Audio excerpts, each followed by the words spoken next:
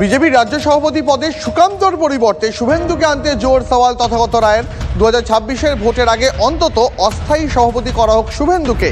একজন কেন্দ্রীয় প্রতিমন্ত্রী করে তাকেই আবার সভাপতির দায়িত্ব পালন করে যেতে বলা ঠিক নয়।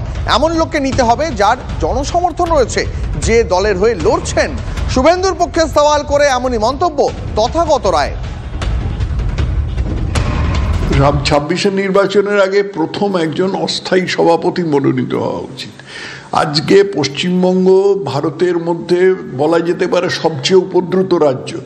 সেটার বিরুদ্ধে লড়তে পারে একমাত্র বিজেপি, অন্য কোনো দল তো লড়বে না, কারণ তাদের ওই সংখ্যালঘু ভোট ব্যাংকের দিকে তাকালে তাদের জিভ দিয়ে জল পড়ে, অন্য কেউ লড়বে না। তো বিজেপি যে লড়বে, বিজেপি কার নেতৃত্বে লড়বে? একজন সভাপতি দরকার। সভাপতি যদি আপাতত এইভাবে ঠিক করা অসুবিধে হয়, তার একজন অস্থায়ী সভাপতি করে দিক। একজন লোক তাকে কেন্দ্রে প্রতিমন্ত্রী করে বসিয়ে রেখে তাকে এখানে পশ্চিমবঙ্গে সভাপতির কাজ চালাতে বলা হলো, আর সেখানে একটা দ্বন্দ্ব বেঁধে গেল। এই জিনিসটা তো একদমই ঠিক নয়। এটা তো 26-এর নির্বাচন, 1 বছর বাদে, এটা এই পরিপ্রেক্ষিতে এটা কাজটা একদমই ঠিক হচ্ছে না। এই অস্থায়ী সভাপতি হিসেবে এমন লোককে নিতে হবে যার জনসংযোগ আছে, যার জনসমক্ষে পরিচিতি আছে, যিনি দলের হয়ে লড়ছেন। আমি তো খুব পরিষ্কার করে আগাগোড়া বলে এসছি যে সভাপতি হবার যোগ্য মানুষ একমাত্র শুভেন্দু অধিকারী। তো শুভেন্দু অধিকারী যদি অস্থায়ী সভাপতি করতে হয়, তাহলে শুভেন্দু অধিকারী হতে পারে।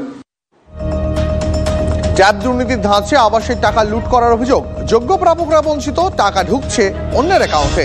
তৃণমূল নেতা কর্মীর বিরুদ্ধে অভিযোগ এমনটাই। মালদার হরিশ্চন্দ্রপুর থানার ইলম এলাকার ঘটনা। প্রশাসনের কাছে অভিযোগ দায়ের করেও কোনো সুরাহা হয়নি বলে দাবি।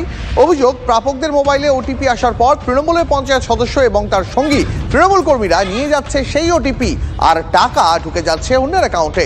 তৃণমূল নেতা কর্মীরা 5,000 টাকা কাটমানি নিচ্ছে বলে অভিযোগ। টাকা ফিরে পেতে অগত্যা ব্লক মহকুমা শাসক এবং জেলা শাসকের কাছে লিখিত অভিযোগ দায়ের। ইনকোয়ারি করার পর আমার টাকা আমার কিন্তু অ্যাকাউন্টে ঢুকে নেই, অন্য অ্যাকাউন্টে চলে গেছে। এবার আমি তদন্ত করলাম, তদন্ত করে দেখছি যে একই নামে সাজ্জাদ নামে তার বায়োডাটার পুরা নিয়ে টাকা উড়ি অ্যাকাউন্টে ঢুকাইছে।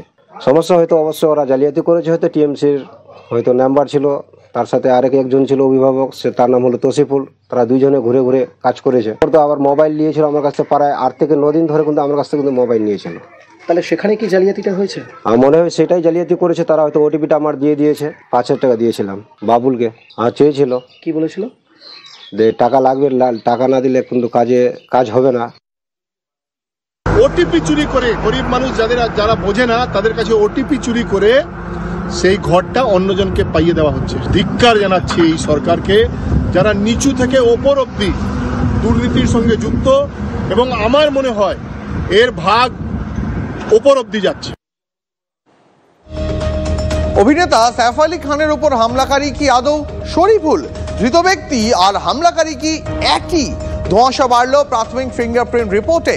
সূত্রের খবর, সাইফের বাড়িতে উদ্ধার হওয়া 19টি আঙুলের ছাপের মধ্যে কোনোটাই শরীফুলের নয়। বাংলাদেশ থেকে শরীফুলের বাবা আগেই দাবি করেছিলেন সিসিটিভি ফুটেজে দেখতে পাওয়া ব্যক্তি শরীফুল নয়। যদিও মুম্বাই পুলিশের দাবি এটা গুজব। আঙুলের ছাপ সংক্রান্ত চূড়ান্ত রিপোর্ট এখনো আসেনি। সিসিটিভির ব্যক্তি শরীফুলই কিনা জানতে মুখ শনাক্তকরণ পরীক্ষা করা হচ্ছে। আর এদিকে সাইফের উপর হামলার ঘটনা তদন্তে রাজ্যে এসেছে মুম্বাই পুলিশের টিম। খুকুমণি নামে একজনের নথি দিয়ে শিলিগুড়ি থেকে সিম কেনে শরীফুল। খুকুমণির খোঁজে নদিয়ার বড় আন্দুলিয়ায় তল্লাশি চালাচ্ছে মুম্বাই পুলিশ।